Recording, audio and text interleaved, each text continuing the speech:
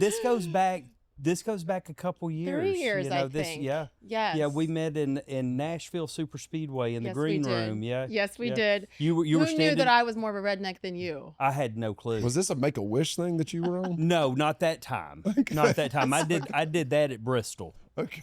Yeah, that was my You're like a Make-A-Wish driver thing. for the day and all Yeah, this stuff. yeah. Did you do that? Did you drive a pace car?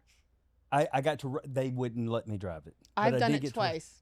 Take that. Driving it? I have driven the pace car to start a NASCAR race twice. Brickyard. See, where are we coming as and Texas Motor Speedway. Where are we coming as a country when we let women do these? You know. Again, DEI. Here we go. DEI. I'm a DEI hire times What would have been two. so funny? Yeah. It would have been funny if you wrecked, though. What? Not that to hurt you or anything like that, but like just that, you know, the stereotypical thing, you know, that would have been a good joke. It would have been a good joke for comedians. You know, I am sorry that I did not make that happen. Yeah. You know what did happen? Way to break the stereotypes. Wow. Just going right in. You know what did happen? What? This is at the Brickyard in 2012.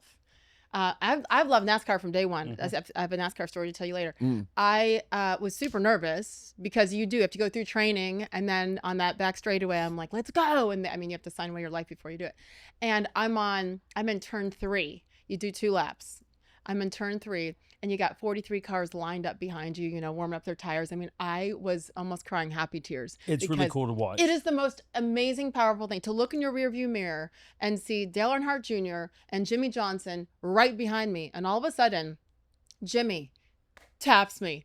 And I put my arm out the window. I was like, let's go, bitch. Like it was one of the best moments of my life that Jimmy did that. And then I saw him after the race and he's like, you're aggressive. I'm like, I know. That's awesome. Let's go. It literally was one of the highlights ever because I started in sports doing NASCAR.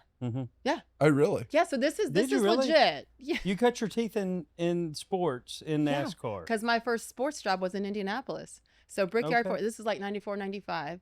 And Dale Sr. was my first ever NASCAR interview. Holy Literally, crap. I know. And You are white trash with money. My goodness. She landed on the right podcast. Oh, she did. Yeah. I've got the newspaper from Daytona the day after he passed away. Oh, Yeah, it's on the really? front of the covers in my office and everything else. So, Really? yeah. I was there covering that, like that night.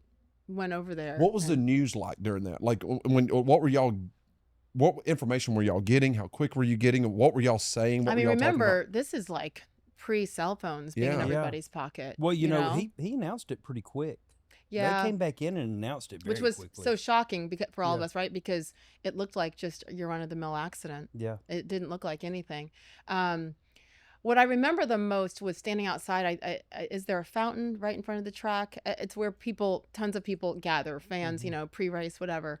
And for 2 days I was there, and I could not believe the number of people, hundreds and hundreds and hundreds of people who sat there and didn't move and just sobbed. Their kids running all over the place, dirty, not eating, because, you know, the adults, the fans were just in absolute shock. So I was just there for reaction and the candlelight vigils, etc. But he was so much more than just a driver to so many people, you know. Yeah. But yeah, icon. I mean, he is a true icon. You know. Yeah. When you think about NASCAR, you think of Richard Petty, you think of Dale Earnhardt, you think of Junior. You know, Jeff Gordon. But he is like Dale Earnhardt's like top of that list. 1,000%. People that don't even know about NASCAR, right? They know they that knew name. him exactly, and that hatred back then, like Jeff Gordon and Senior and the Rainbow Warrior. Remember when that was not what it is now? Rainbow well, you know, Warrior. I've got a Jeff Gordon hood.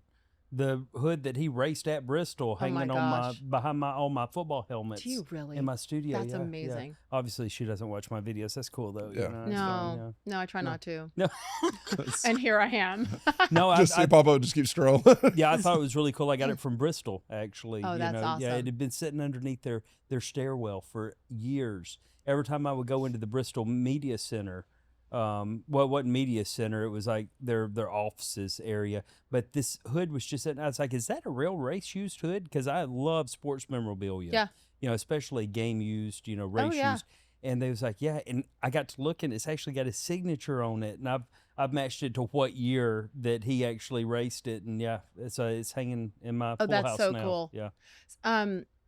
I don't often get to share this because most people I talk to don't care. Mm-hmm. However, I know you'll care. Now, even if you don't, you have to pretend like you I do. will. I'm good at pretending. My first ever interview was Dale Earnhardt Sr. in Indianapolis. And I was a kid right out of college and didn't grow up around NASCAR. I was an Army kid. We lived, all over the world, but NASCAR You was a wasn't military thing. brat too? I was. Oh, we got to get. How long into did your that. dad serve in the military, real quick? He was 23 years. Awesome. Good Yeah. for him. West Point. I mean, we grew up doing push-ups every Saturday morning and That's Yeah. that whole awesome. thing. Yeah. Go Armies. Beat Navy. Exactly. Sink the Beat ship. Navy always. Yeah. Thank yes, you. sir. Sing second. So yeah, I was at the Brickyard practice, and you can only act so well. And I was young, and I'm like, you know what? I don't know what I'm talking about. You can read all you want. Again, like Google, 94, 95. And I asked a couple questions. Then I went up to senior after, and I said, hey, would you mind? I'm new here, but would you mind if I ask you a couple questions? And he looked at me. He's like, come with me. Put his arm around me. We walked down to his trailer, and for almost an hour, he just welcomed me and my cameraman in and sat and talked about the sport and the cars. Wild. Literally. That was my first ever experience. And I don't think at the time I fully appreciated it, even though I knew who he was. I'd studied him a little. Mm-hmm. And then certainly as I got more and more into it, I'm like, oh my gosh. And that's the story I always want people to know, people on the outside who stereotype NASCAR. Mm-hmm. And certainly it's so much more diverse now than it was then. I mean, you look in the Yeah. pits, right? And Yeah. people don't know that they go to the NFL Combine to Yep. recruit these guys because they're the best athletes. And that's how important it is for those pit stops to be 11 seconds, whatever it is, less. There's always one crew, and I forget which crew it is, and I'm sure they're going to give me hell for this, but there's always one crew that has me come in and do the prayer with them before the races, and I forget whose crew is that. How can you forget that? I don't know. No, it's not either one of those. It'll come to me.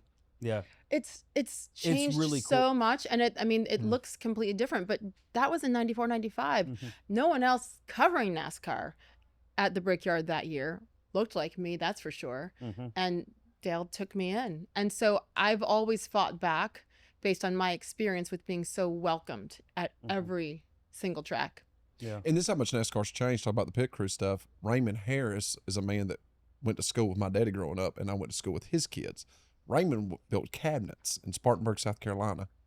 Raymond was on Dale Earnhardt's pit crew. He would drive up on Thursdays.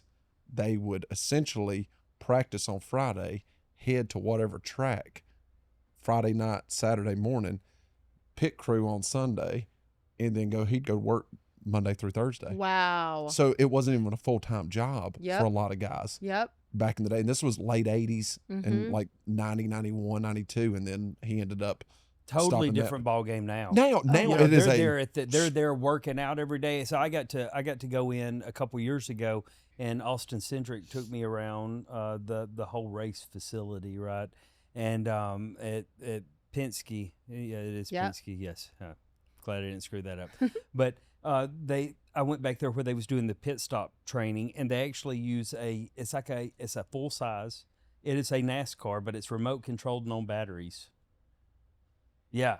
Somebody drives it in, stops it, and they do their thing. It's wild to watch it. It's so much fun to watch it. That's so cool. Yeah, You know what? very cool. The science behind the sport, they're some of the smartest people I've ever met in sports to understand really the science behind it all and the mechanics, and 1 millimeter off and you're out. Yep. Yeah. And that's costly, so I'm obsessed